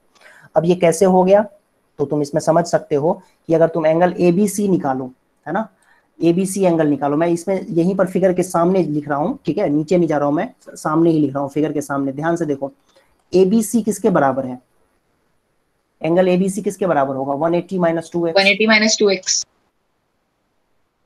और एंगल DCB किसके बराबर है, 180 माइनस 180 माइनस, है ना, 180 माइनस 2x। ठीक है, तो आप देख सकते हो कि ये एंगल जो ABC एंगल है और दोनों एक दूसरे के इक्वल है। हाँ ठीक है, यस सर। सर एक मिनट थोड़ा सा नीचे कर दो, एक मिनट रुक जाओ। हाँ हेलो, गुड इवनिंग सर। हाँ, गुड इवनिंग मैम। हाँ सर, कुछ अनाउंसमेंट करनी है, तो क्लास ओवर होने के बाद स्टूडेंट लेफ्ट मत करना। समझ में आ गया बच्चों, क्लास ओवर होने के बाद मैम कोई अनाउंसमेंट ध्यान से सुनना, उसके बाद ओवर करना, है ना। तो देख सकते हो sir excuse me, but angle, बोलो। हाँ सर इसका मतलब एग्जाम में हम लोगों को ऐसा क्वेश्चन आ गया तो हमें बनाना नहीं होगा ना परपेंडिकुलर, हम लोग लिख सकते हैं ना कि angle of incidence is equal to angle of reflection, so PAB is equal to CBQ। इसमें प्रूव भी करना होगा हमें 90 माइनस 6 करके लिखना पड़ेगा, 90 माइनस वो लिखना पड़ेगा। ठीक है, या तुम इसी को x ले लोगे तो वो 90 माइनस एक्स हो जाएगा, किसी एक को एज्यूम करो तो। But ABC and DCB are alternate angles. ध्यान से अगर कोई देखेगा तो उसको क्या दिखेगा कि ये ऑल्टरनेट एंगल्स हैं, है ना। देयरफॉर, और अल्टरनेट एंगल्स जब आपस में बराबर हो जाते हैं तो हम क्या कहते हैं कि लाइंस जो है वो पैरेलल हो जाएंगी, मतलब ए बी जो है वो पैरेलल हो जाएगा सी डी के। तो मैंने बच्चों क्या किया है, ये थोड़ा सा जगह बचाने के लिए मैंने ये एक्चुअली नीचे लिखना था मुझे, तो मैंने यहाँ पर आपके थोड़ा सा गलत कर दिया मैंने, यहाँ के बाद जो है ना ऊपर टॉप पे लिख दिया, यहाँ पर देख सकते हो आप, है ना। सर को समझ नहीं आया थोड़ा। हाँ सर को समझ नहीं आया थोड़ा। मत समझो, क्यों समझ रहे हो इसको, जरूरी है समझना। हाँ बताओ, देखो फिर से एक्सप्लेन करता हूँ। ये है, इसको इस एंगल को x ले लिया है मैंने, एंगल ए बी पी को, ठीक है। तो एंगल ए बी एम जो है वो 90 माइनस एक्स हो जाएगा, क्योंकि नॉर्मल है, ये बी एम क्या है, नॉर्मल है। तो ए बी एम एंगल और ये एम बी सी एंगल, ये दोनों एंगल जो है क्या कहते हैं, इंसिडेंस एंगल और रिफ्लेक्शन एंगल है, दोनों आपस में बराबर होंगे। ध्यान से सुनो मेरी बात को, मैं ये कहना चाह रहा हूँ कि ये अगर मान लो एक मिरर है, इसके ऊपर ये रे गई, ठीक है, और ये रिफ्लेक्ट हो गई रे, तो होता क्या है बेसिकली कि ये हमने एक नॉर्मल ड्रॉ कर दिया। अगर मैं इस एंगल को x ले लेता हूं तो ये तो 90 नॉर्मल 90 डिग्री होता है, ठीक है, तो ये 90 माइनस एक्स हो जाएगा, करेक्ट है, और ये भी 90 माइनस एक्स हो जाएगा, ठीक है। तो ये linear angles on the same line की वजह से ये ऑटोमेटिकली x हो जाएगा। ये बात समझ में आई, ये वाला फिगर समझ में आया, ये मिरर का एग्जांपल है। Yes sir. ठीक है, तो वही चीज है यहाँ पर। Yes, sir. हाँ, तो ये मैंने अगर x लिया हुआ है तो ये 90 minus x 90 minus x 180 minus 2x हो जाएगा ये एंगल, ठीक है। लेकिन ध्यान से देखना, ये जो NBC एंगल है, NBC, ये MCB के इक्वल होगा, MCB के, दिख रहा है ये?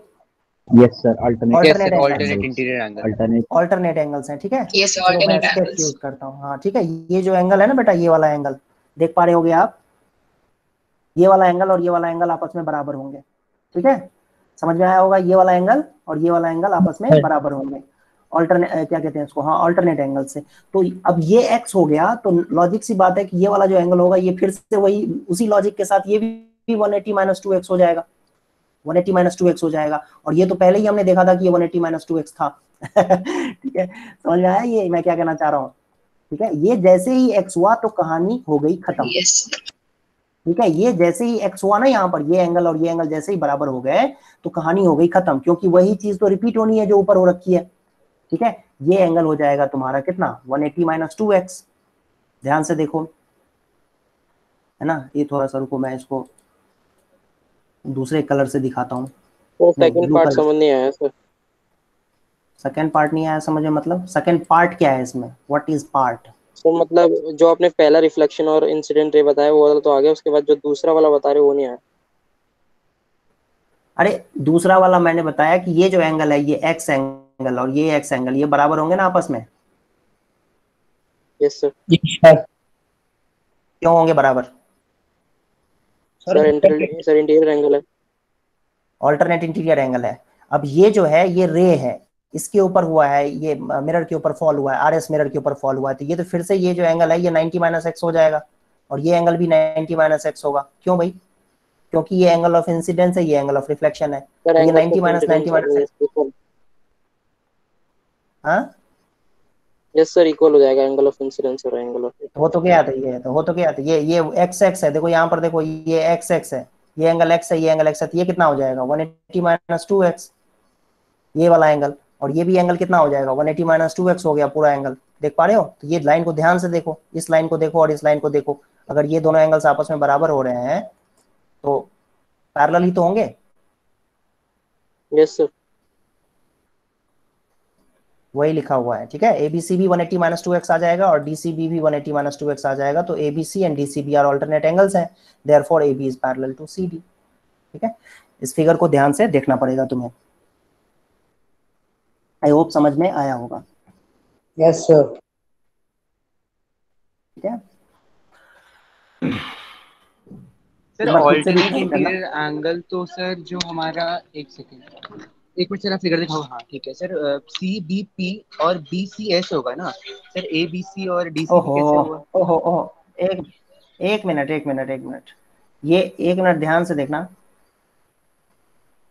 ये एंगल और ये एंगल ऑल्टरनेट नहीं होता है। सर लेकिन वो टच थोड़ी हो रहा है नीचे से, जो लाइन है पैरेलल है हमारी। क्या मतलब sir alternate angle sir parallel line से टच नहीं होता, मतलब सर सीबीपी नहीं होगा। इसको मैं एक्सटेंड कर दूंगा मैं, देखो तो क्या फर्क पड़ता है। देखो अब दिख रहा है। यस सर अब ठीक है। हाँ सर ठीक है।